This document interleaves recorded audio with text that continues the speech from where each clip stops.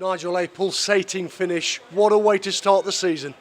Incredible to score the winner so late on. You know, we thought we were going to have to settle for a draw. Thought we did enough to win the game throughout, and it was only, I think, the wonder strike from their lad that got them back into the game. But when they went down to 10 men, we put the pressure on, created a few chances, and got our rewards in the end. But I'm glad it's April towards the end of the season, because we're shattered after one game. Was it a deserved win then, did you feel? I thought so. I didn't think we were brilliant in the first half, but we got the goal, got us ahead, and I thought we settled down and played in little patches, but not probably as well as we've played in the last couple of weeks pre-season. But when you've got 6,500 nearly here, big crowd, big expectation, everything, I think it's very understandable that the players felt a few nerves today. Yeah, it looked like they were pumped up with adrenaline, perhaps too much in that first half. Definitely, and we were all frantic and not taking, relaxing on the ball, all trying to play one touch instead of just taking an extra touch. But I'm glad we got it out the way, and we'll be much better from this point forwards in terms of that. Ollie Hawkins' goal got you going, and that's what he's there for, really. Definitely, it was good because everyone expects they're all set for the corner. We take it short, and then we whip it in from a slightly different angle. Goalie collided with the defender, and he heads it in. I thought it was all-round play today. He was excellent, as it has been in pre-season. That was around about 5 minutes before the end of the first half. How did that goal affect your half-time team talk? No, it didn't affect it much. It would have been the same, really, about just telling the lads to relax a little bit more, get the ball down and play a little bit simpler. And I thought for the start of the second half, 15-20 minutes, we were very good, and that's where we deserved the second goal. Yeah, it was much more open in that second period. Yeah, it was, and so Rhys Oates got us going. Had a couple of shots, and they got a few great blocks in as well when we had shots on target. And I think if we'd have got that second goal, then we'd have really settled down.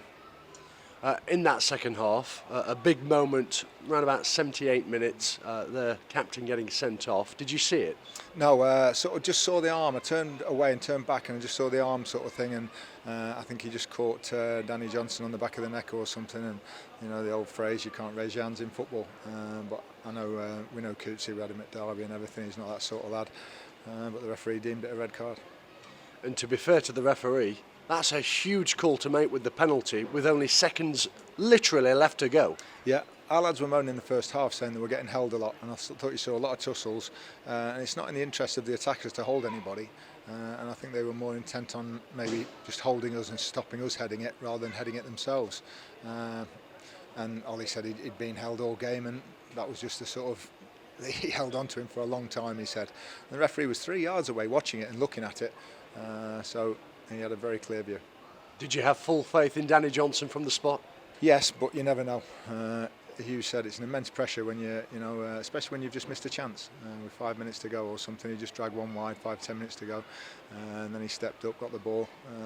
I think to win in that manner and for the two strikers to get the goals on the opening day, we were tempted a little bit to change them maybe or bring one of them off, but we had faith that one of them would get us the goal, the winning goal. What would have been the alternative? Well, we've got Ty, we've got Jordan. George Myers got a couple of knocks, so Ryan Sturr could come on. And George Lapsley and Rhys Oates sharing that role, which they're going to this season. George Lapsley was brilliant when he came on. His energy was infectious, and he livened things up as well. But we still got one sub left, but I thought those two were as likely as anybody to get us a goal. That winning goal from the spot, from Danny Johnson, in time added on, with seconds to spare, quite fitting, wasn't it? Because 540 days have passed since Stags fans were last inside the ground for a home league game, and with that left boot, he sent them into raptures. He did. The noise was, we haven't heard anything. It sounds that much louder because we haven't heard it for 18 months as well. But I think even if every week, I think it would have still been pretty good. And I think for the crowd to go home on the opening day, with that sort of feeling, it's brilliant for them. They got behind us today. I think we can play better, but I think it gives everybody a nice feeling going into the season. What was your overall experience today, Nigel, of the atmosphere?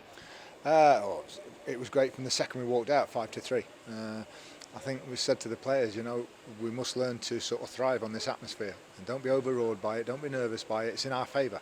If you go somewhere else and that's against you, you really feel that you're up against it. So sort of embrace it more than anything. And I think we did that today.